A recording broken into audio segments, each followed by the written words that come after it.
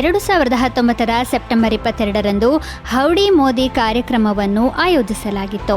ಟೆಕ್ಸಾಸ್ನ ಹ್ಯೂಸ್ಟನ್ನಲ್ಲಿರುವ NRG ಸ್ಟೇಡಿಯಂನಲ್ಲಿ ಭಾರತದ ಪ್ರಧಾನಿ ನರೇಂದ್ರ ಮೋದಿ ಮತ್ತು ಅಮೆರಿಕದ ಅಂದಿನ ಅಧ್ಯಕ್ಷ ಡೊನಾಲ್ಡ್ ಟ್ರಂಪ್ ಅವರ ಸಮ್ಮುಖದಲ್ಲಿ ಈ ಕಾರ್ಯಕ್ರಮ ನಡೆಯಿತು. ಈ ಕಾರ್ಯಕ್ರಮವನ್ನು ಭಾರತೀಯ ಅಮೆರಿಕನ್ ಸಮುದಾಯವು ಆಯೋಜಿಸಿತ್ತು ಮತ್ತು ಪ್ರಧಾನಿ ಮೋದಿ ಸುಮಾರು 50,000 ಜನರನ್ನು ಉದ್ದೇಶಿಸಿ ಮಾತನಾಡಿದ್ದರು. ಈ ಕಾರ್ಯಕ್ರಮವು ಭಾರತೀಯ ಪ್ರಧಾನಿಗಾಗಿ ವಿದೇಶದಲ್ಲಿ ಆಯೋಜಿಸಲಾದ ಅತಿ ದೊಡ್ಡ ಕಾರ್ಯಕ್ರಮಗಳಲ್ಲಿ ಒಂದಾಗಿದೆ. ಹೌಡಿ ಅಂದರೆ ಹೌ ಡು ಯು ಡೂ ಅಂದರೆ ನೀವು ಹೇಗಿದ್ದೀರಿ ಎಂದರ್ಥ. ಈ ಕಾರ್ಯಕ್ರಮವು ಅಮೆರಿಕದಲ್ಲಿ ನೆಲೆಸಿರುವ ಭಾರತೀಯರಲ್ಲಿ ನರೇಂದ್ರ ಮೋದಿಯವರ ಜನಪ್ರಿಯತೆಯನ್ನು ತೋರಿಸಿತು. ಈ ಸಮಾರಂಭದಲ್ಲಿ ಭಾರತೀಯ ಅಮೆರಿಕನ್ ಸಮುದಾಯವು ಹೆಚ್ಚಿನ ಸಂಖ್ಯೆಯಲ್ಲಿ ಭಾಗವಹಿಸಿದ್ದು, ಇದು ಅಮೆರಿಕದಲ್ಲಿ ಭಾರತೀಯರ ಏಕತೆ ಮತ್ತು ಕೊಡುಗೆಯನ್ನು ಪ್ರದರ್ಶಿಸಿತ್ತು. ಅಮೆರಿಕದ ಆಗಿನ ಅಧ್ಯಕ್ಷ ಡೊನಾಲ್ಡ್ ಟ್ರಂಪ್ ವಿಶೇಷ ಅತಿಥಿಯಾಗಿ ಈ ಕಾರ್ಯಕ್ರಮದಲ್ಲಿ ಭಾಗವಹಿಸಿದ್ದರು. ಅಮೆರಿಕದ ಅಧ್ಯಕ್ಷರೊಬ್ಬರು ಭಾರತದ ಪ್ರಧಾನಿಯೊಬ್ಬರ ಸಾರ್ವಜನಿಕ ಸಮಾರಂಭದಲ್ಲಿ ಭಾಗವಹಿಸಿದ್ದು ಅದೇ ಮೊದಲು. ಟ್ರಂಪ್ ತಮ್ಮ ಭಾಷಣದಲ್ಲಿ ಭಾರತ ಯುಎಸ್ ಸಂಬಂಧಗಳ ಬಲವನ್ನು ಒತ್ತಿ ಹೇಳಿದರು ಮತ್ತು ಉಭಯ ದೇಶಗಳ ನಡುವಿನ ವ್ಯಾಪಾರ ಮತ್ತು ಭದ್ರತಾ ಸಹಕಾರದ ಬಗ್ಗೆ ಚರ್ಚಿಸಿದ್ದರು. ಈ ಸಮಾರಂಭವು ಭಾರತೀಯ ಅಮೆರಿಕನ್ ಸಮುದಾಯವನ್ನು ಒಂದುಗೂಡಿಸಿತು ಮಾತ್ರವಲ್ಲದೆ ಜಾಗತಿಕ ವೇದಿಕೆಯಲ್ಲಿ ಭಾರತದ ಬೆಳೆಯುತ್ತಿರುವ ಪಾತ್ರವನ್ನು ಎತ್ತಿ ತೋರಿಸಿತು. ಗ್ರೆಗೋರಿಯನ್ ಕ್ಯಾಲೆಂಡರ್ ಪ್ರಕಾರ ಗುರುನಾನಕ್ ದೇವ್ ಜಿ ಅವರು 1539 ಸೆಪ್ಟೆಂಬರ್ 22ರಂದು ಕೊನೆಯುಸಿರೆಳೆದರು. ಗುರುನಾನಕ್ ಅವರು ಸಿಖ್ ಧರ್ಮದ ಸ್ಥಾಪಕರು. ಅವರು 1469 ಏಪ್ರಿಲ್ 15ರಂದು ನಂಕಾನಾ ಸಾಹಿಬ್ನಲ್ಲಿ ಜನಿಸಿದರು. ಈ ಸ್ಥಳ ಈಗ ಪಾಕಿಸ್ತಾನದಲ್ಲಿದೆ. ಅವರು ಬಾಲ್ಯದಿಂದಲೂ ಧಾರ್ಮಿಕ ಮತ್ತು ಆಧ್ಯಾತ್ಮಿಕ ಒಲವಿಗೆ ಪ್ರಸಿದ್ಧರಾಗಿದ್ದರು. ಅವರ ಜೀವನದ ಗುರಿ ದೇವರ ಮೇಲಿನ ಭಕ್ತಿ ಮತ್ತು ಮಾನವೀಯತೆಯ ಸೇವೆಯಾಗಿತ್ತು. ಗುರುನಾನಕ್ ದೇವ್ ಜಿ ಅವರು ಒಂದೇ ದೇವರ ಪರಿಕಲ್ಪನೆಗೆ ಪ್ರಾಮುಖ್ಯತೆ ನೀಡಿದ್ದರು. ಅವರು ಜಾತಿ, ಧರ್ಮ ಮತ್ತು ವರ್ಗಭೇದಗಳನ್ನು ಮೀರಿ ಮಾನವತೆಯ ಸೇವೆ ಮಾಡಲು ಜನರನ್ನು ಪ್ರೇರೇಪಿಸಿದರು. ಅವರು ಕರ್ಮವೇ ಪೂಜೆ ಅಂದರೆ ಕೆಲಸ ಮತ್ತು ಸೇವೆಯೇ ನಿಜವಾದ ಪೂಜೆ ಎಂಬ ಬೋಧನೆಗಳನ್ನು ಒತ್ತಿ ಹೇಳಿದರು. ಗುರುನಾನಕ್ ದೇವ್ಜಿ ತಮ್ಮ ಪ್ರವಾಸದ ಸಮಯದಲ್ಲಿ ವಿವಿಧ ಸ್ಥಳಗಳಿಗೆ ಭೇಟಿ ನೀಡಿದರು ಮತ್ತು ತಮ್ಮ ಬೋಧನೆಗಳನ್ನು ಹರಡಿದರು. ಅವರು 1521 ಹೊತ್ತಿಗೆ 4 ಯಾತ್ರಾ ಚಕ್ರಗಳನ್ನು ಪೂರ್ಣಗೊಳಿಸಿದರು. ಇದರಲ್ಲಿ ಅವರು ಭಾರತ, ಅಫ್ಘಾನಿಸ್ತಾನ, ಪರ್ಷಿಯಾ ಮತ್ತು ಅರೇಬಿಯಾದ ಪ್ರಮುಖ ಸ್ಥಳಗಳಿಗೆ ಭೇಟಿ ನೀಡಿದರು. ಈ ಪ್ರಯಾಣಗಳನ್ನು ಪಂಜಾಬಿಯಲ್ಲಿ ಉದಾಸಿ ಎಂದು ಕರೆಯಲಾಗುತ್ತದೆ. ಗುರುನಾನಕ್ ಅವರು ತಮ್ಮ ಪುತ್ರರ ಬದಲಿಗೆ ತಮ್ಮ ಶಿಷ್ಯ ಭಾಯಿ ಲಹನಾ ಅವರನ್ನು ಸಿಖ್ಖರ 2ನೇ ಗುರುವನ್ನಾಗಿ ಆಯ್ಕೆ ಮಾಡಿದ್ದರು. ಯಾಕೆಂದರೆ ಗುರುನಾನಕ್ ಅವರ ಭಕ್ತಿ ಮತ್ತು ಸಾಮರ್ಥ್ಯದತ್ತ ಪ್ರಭಾವಿತರಾಗಿದ್ದರು. ಅವರನ್ನು ತಮ್ಮವರೆಂದು ಪರಿಗಣಿಸಿದರು ಮತ್ತು ಅವರಿಗೆ ಅಂಗದ್ ಎಂದು ಹೆಸರಿಸಿದರು.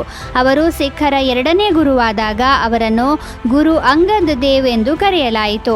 ಗುರುನಾನಕ್ ಅವರು ಅಂಗದ್ ದೇವ್ಜಿ ಅವರನ್ನು 7 ಬಾರಿ ಪರೀಕ್ಷಿಸಿದ್ದರು ಎಂದು ಹೇಳಲಾಗುತ್ತದೆ. ಈ 7 ಪರೀಕ್ಷೆಗಳಲ್ಲೂ ಉತ್ತೀರ್ಣರಾದ ನಂತರವೇ ಅವರು ಗುರುಗಳಾದರು. ಮನ್ಸೂರ್ ಅಲಿ ಖಾನ್ ಪಟೌಡಿ ಅವರು 2011 ಸೆಪ್ಟೆಂಬರ್ 22ರಂದು ಕೊನೆಯುಸಿರೆಳೆದರು. ಅವರು ಭಾರತೀಯ ಕ್ರಿಕೆಟ್ ಇತಿಹಾಸದಲ್ಲಿ ಅತ್ಯಂತ ಪ್ರಸಿದ್ಧ ಮತ್ತು ಯಶಸ್ವಿ ಆಟಗಾರರಲ್ಲಿ ಒಬ್ಬರು. ಮನ್ಸೂರ್ ಅಲಿ ಅವರು 1941 ಜನವರಿ 5ರಂದು ಭೋಪಾಲ್ನಲ್ಲಿ ಜನಿಸಿದರು.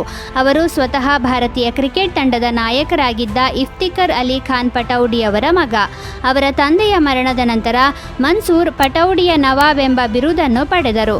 ಮನ್ಸೂರ್ ಅಲಿ ಕೇವಲ 21ನೇ ವಯಸ್ಸಿನಲ್ಲಿ ಭಾರತ ಕ್ರಿಕೆಟ್ ತಂಡದ ನಾಯಕತ್ವವನ್ನು ವಹಿಸಿಕೊಂಡರು ಮತ್ತು ಭಾರತ ತಂಡದ ಅತ್ಯಂತ ಕಿರಿಯ ನಾಯಕರೆನಿಸಿದರು. ಅವರು 1961 ರಿಂದ 1975 ನಡುವೆ ಭಾರತಕ್ಕಾಗಿ ಒಟ್ಟು 46 ಟೆಸ್ಟ್ ಪಂದ್ಯಗಳನ್ನು ಆಡಿದರು. 6 ಶತಕಗಳು ಮತ್ತು 16 ಅರ್ಧಶತಕಗಳನ್ನು ಒಳಗೊಂಡಂತೆ 2793 ರನ್ಗಳನ್ನು ಗಳಿಸಿದರು. ಅದೇ ಸಮಯದಲ್ಲಿ ಪಟೌಡಿ ನಾಯಕತ್ವದಲ್ಲಿ ಭಾರತವು 1967ರಲ್ಲಿ ನ್ಯೂಜಿಲೆಂಡ್ ವಿರುದ್ಧ ತನ್ನ ಮೊದಲ ಸಾಗರೋತ್ತರ ಟೆಸ್ಟ್ ಸರಣಿಯನ್ನು ಗೆದ್ದಿತು. ಮನ್ಸೂರ್ ಅಲಿ ಖಾನ್ ಅವರನ್ನು ಇನ್ನೂ ಭಾರತೀಯ ಕ್ರಿಕೆಟ್ನ ಅತ್ಯಂತ ಅಪ್ರತಿಮ ಆಟಗಾರರೆಂದು ಪರಿಗಣಿಸಲಾಗಿದೆ. 1791 ಸೆಪ್ಟೆಂಬರ್ 22ರಂದು ಮಹಾನ್ ವಿಜ್ಞಾನಿ ಮೈಕಲ್ ಫ್ಯಾರಡೆ ಬ್ರಿಟನ್ನಲ್ಲಿ ಜನಿಸಿದರು. ಅವರು ಎಲೆಕ್ಟ್ರೋಕೆಮಿಸ್ಟ್ರಿ ಮತ್ತು ಎಲೆಕ್ಟ್ರೋಮ್ಯಾಗ್ನೆಟಿಕ್ ಇಂಡಕ್ಷನ್ ಬಗ್ಗೆ ಜಗತ್ತಿಗೆ ತಿಳಿಸಿದ ಬ್ರಿಟಿಷ್ ವಿಜ್ಞಾನಿ. ಇಂದು ವಿದ್ಯುತ್ ಮೋಟಾರ್ಗಳು ಮತ್ತು ಡೈನಮೋಗಳು ಫ್ಯಾರಡೆಯ ಸಿದ್ಧಾಂತದ ಮೇಲೆ ಕಾರ್ಯನಿರ್ವಹಿಸುತ್ತವೆ. ರಸಾಯನಶಾಸ್ತ್ರದಲ್ಲಿ ಬೆನ್ಝೀನ್ನಂತಹ ಪ್ರಮುಖ ರಾಸಾಯನಿಕ ಸಂಯುಕ್ತಗಳನ್ನು ಸಹ ಫ್ಯಾರಡೆ ಕಂಡುಹಿಡಿದರು. ವಿದ್ಯುತ್ ಕಾಂತೀಯ ಇಂಡಕ್ಷನ್ ಅನ್ನು 1831ರಲ್ಲಿ ಮೈಕಲ್ ಫ್ಯಾರಡೆ ಕಂಡುಹಿಡಿದರು. ಫ್ಯಾರಡೆಯ ಆವಿಷ್ಕಾರದ ಮೂಲ ತತ್ವವೆಂದರೆ ಬದಲಾಗುತ್ತಿರುವ ಕಾಂತೀಯ ಕ್ಷೇತ್ರವು ವಿದ್ಯುತ್ ವಾಹಕದಲ್ಲಿ ವಿದ್ಯುತ್ ಪ್ರವಾಹವನ್ನು ಉಂಟು ಮಾಡುತ್ತದೆ ಎಂಬುದಾಗಿತ್ತು. ತಂತಿಯ ಸುರುಳಿಯ ಬಳಿ ಅಯಸ್ಕಾಂತವನ್ನು ತಂದಾಗ ತಂತಿಯೊಳಗೆ ವಿದ್ಯುತ್ ಪ್ರವಾಹವು ಉತ್ಪತ್ತಿಯಾಗುತ್ತದೆ ಎಂದು ಅವರು ಸಾಬೀತುಪಡಿಸಿದರು. ಇದನ್ನು ವಿದ್ಯುತ್ ಕಾಂತೀಯ ಇಂಡಕ್ಷನ್ ಎಂದು ಕರೆಯಲಾಗುತ್ತದೆ. ಸರಳ ಪ್ರಯೋಗದ ಮೂಲಕ ಫ್ಯಾರಡೆ ಇದನ್ನು ಸಾಬೀತುಪಡಿಸಿದರು. ಅವರು ಕಬ್ಬಿಣದ ಉಂಗುರದ ಸುತ್ತಲೂ ತಂತಿಯ 2 ಸುರುಳಿಗಳನ್ನು ಸುತ್ತಿದರು. ಒಂದು ಸುರುಳಿಯ ಮೂಲಕ ವಿದ್ಯುತ್ ಪ್ರವಾಹ ಹಾದು ಹೋದಾಗ ಮೊದಲ ಸುರುಳಿಗೆ ಸಂಪರ್ಕವಿಲ್ಲದಿದ್ದರೂ ಸಹ ಎರಡನೇ ಸುರುಳಿಯಲ್ಲಿ ವಿದ್ಯುತ್ ಪ್ರವಾಹವು ಉತ್ಪತ್ತಿಯಾಗುವುದನ್ನು ಅವರು ಗಮನಿಸಿದರು. ಇದರಿಂದ ಫ್ಯಾರಡೆ ಕಾಂತೀಯ ಕ್ಷೇತ್ರಗಳನ್ನು ಬದಲಾಯಿಸುವ ಮೂಲಕ ವಿದ್ಯುತ್ ಪ್ರವಾಹವನ್ನು ಉತ್ಪಾದಿಸಬಹುದು ಎಂದು ತೀರ್ಮಾನಿಸಿದರು. ಫ್ಯಾರಡೆಯ ಈ ಆವಿಷ್ಕಾರವು ವಿದ್ಯುತ್ ಉತ್ಪಾದನೆಯ ಕ್ಷೇತ್ರದಲ್ಲಿ ಕ್ರಾಂತಿಯನ್ನುಂಟು ಮಾಡಿತು. ಮೈಕಲ್ ಫ್ಯಾರಡೆ ಅವರು 1867 ಆಗಸ್ಟ್ 25ರಂದು ಕೊನೆಯುಸಿರೆಳೆದರು. ವಿಶ್ವ ಘೇಂಡಾಮೃಗ ದಿನವನ್ನು ಪ್ರತಿ ವರ್ಷ ಸೆಪ್ಟೆಂಬರ್ 22ರಂದು ಆಚರಿಸಲಾಗುತ್ತದೆ. ವಿವಿಧ ಜಾತಿಯ ಘೇಂಡಾಮೃಗಗಳ ಸಂರಕ್ಷಣೆಯ ಬಗ್ಗೆ ಜಾಗೃತಿ ಮೂಡಿಸುವುದು ಮತ್ತು ಅವುಗಳನ್ನು ವಿನಾಶದಿಂದ ರಕ್ಷಿಸುವ ಪ್ರಯತ್ನಗಳನ್ನು ಮಾಡುವುದು ಈ ದಿನದ ಉದ್ದೇಶವಾಗಿದೆ. World wide fund for nature ದಕ್ಷಿಣ ಆಫ್ರಿಕಾದಲ್ಲಿ 2010ರಲ್ಲಿ ವಿಶ್ವ ಘೇಂಡಾಮೃಗ ದಿನವನ್ನು ಪ್ರಾರಂಭಿಸಿತು. ಆ ಸಮಯದಲ್ಲಿ ಇದನ್ನು ಆಫ್ರಿಕನ್ ಘೇಂಡಾಮೃಗಗಳ ಮೇಲೆ ಪ್ರತ್ಯೇಕವಾಗಿ ಕೇಂದ್ರೀಕರಿಸಲು ಉದ್ದೇಶಿಸಲಾಗಿತ್ತು. ಆದರೆ ನಂತರ ಇದನ್ನು ಎಲ್ಲ ಘೇಂಡಾಮೃಗಗಳ ಜಾತಿಗಳ ಸಂರಕ್ಷಣೆಗಾಗಿ ಆಚರಿಸಲಾಯಿತು. ವಿಶ್ವ ಘೇಂಡಾಮೃಗ ದಿನವನ್ನು ಮೊದಲ ಬಾರಿಗೆ 2011ರ ಸೆಪ್ಟೆಂಬರ್ 22ರಂದು ಆಚರಿಸಲಾಯಿತು.